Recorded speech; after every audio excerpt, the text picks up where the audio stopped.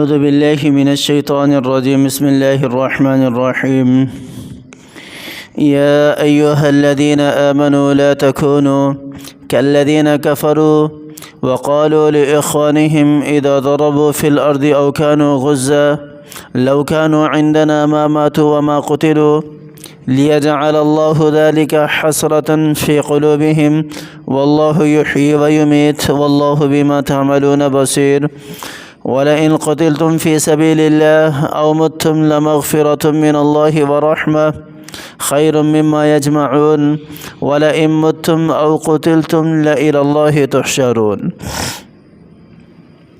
اللہ تعالیٰ کی ذات اپنے مومن بندوں کو کافروں جیسے فاسد اعتقاد رکھنے سے ان آیات کے اندر منع فرما رہی ہے۔ کافروں کے بہت سارے فاسد عقیدے ہیں، اللہ کے ساتھ شرک کرنا وہ بھی ہے، اس کے علاوہ بھی بہت سارے فاسد عقیدے ہیں، لیکن ایک فاسد عقیدہ اللہ تعالیٰ نے یہاں پر ذکر کیے ہے، قرآن پاک کی سورہ آل عمران کی اس آیات کے اندر ذکر کیا ہے۔ اور وہ فاسد عقیدہ ان کا کیا تھا کہ جب بھی کوئی سفر پر جاتا یا سفر میں اگر کسی کا انتقال ہو جاتا یا کوئی جنگ کے لیے جاتا، غزوے کے لیے، جہاد کے لیے، تو وہاں پر اگر اس کا انتقال ہو جاتا تو وہ لوگ کہتے تھے کہ دیکھو یہ وہاں گیا اور مر گیا، اگر یہ یہاں رہتا، ہمارے پاس رہتا تو اس کو موت نہ آتی، اس کو موت نہ آتی، یہ نہ مرتا۔ یہ فاسد عقیدہ ہے، یہ غلط عقیدہ ہے، یہ کافروں کا عقیدہ ہے۔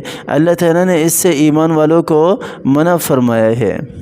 ہمارے ہاں مسلمانوں کے اندر بھی یہ عقیدہ پایا جا رہا ہے۔ کوئی سفر میں اگر کسی کا انتقال ہو جائے تو پچھلے کہتے ہیں کہ اگر یہ سفر میں نہ جاتا تو ہمارے پاس زندہ ہوتا۔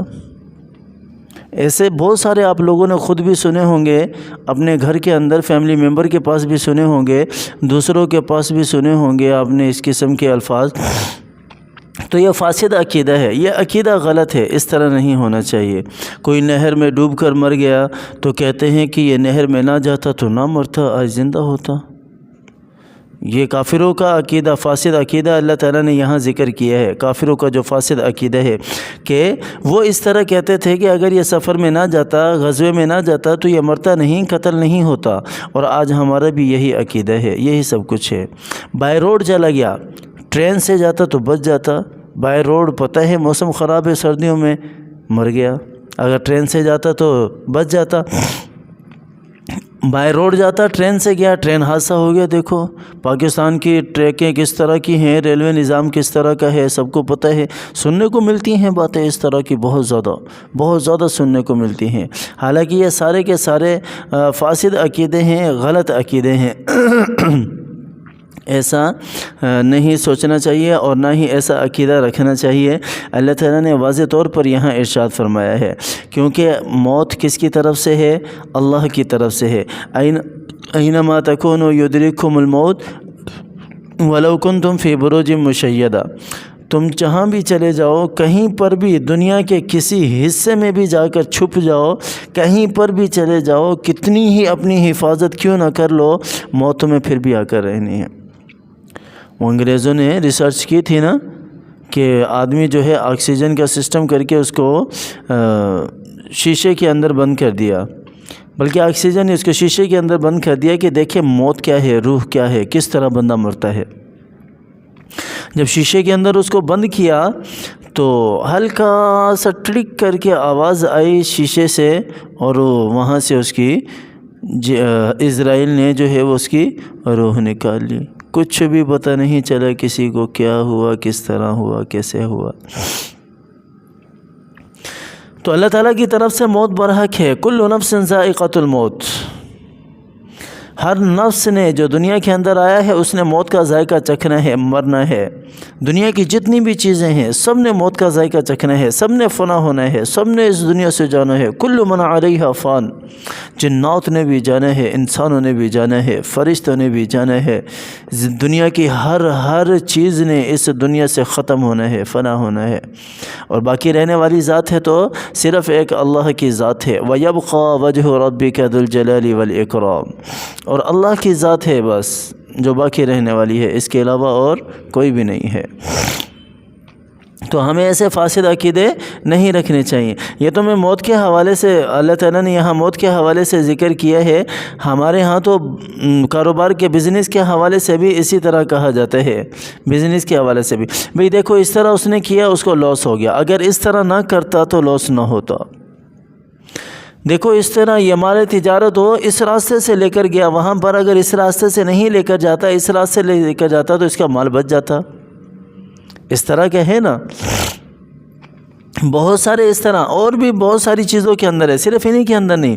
ہمارا ایمان، ہمارا عقیدہ، ہمارا یقین یہ ہونا چاہیے کہ ہر کام جو ہے وہ کس کی طرف سے ہوتا ہے؟ اللہ کی طرف سے ہوتا ہے۔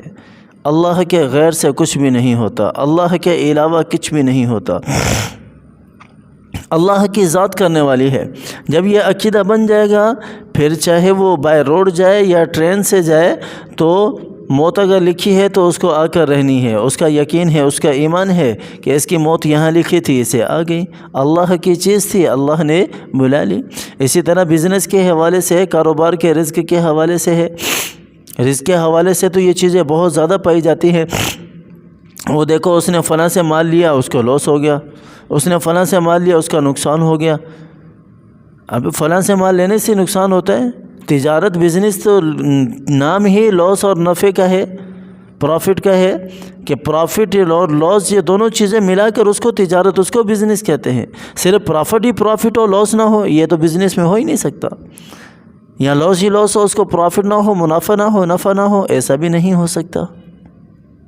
تو اللہ تعالیٰ کی طرف سے ہے، جو کچھ بھی ہے اللہ ہی کی طرف سے ہے۔ میرا بھی یہی یقین ہونا چاہیے، آپ کا بھی یہی یقین ہونا چاہیے۔ اگر اس کے خلاف ہے تو پھر یہ فاسد عقیدہ ہے، باطل عقیدہ ہے، اس کو چھوڑنے کی ضرورت ہے۔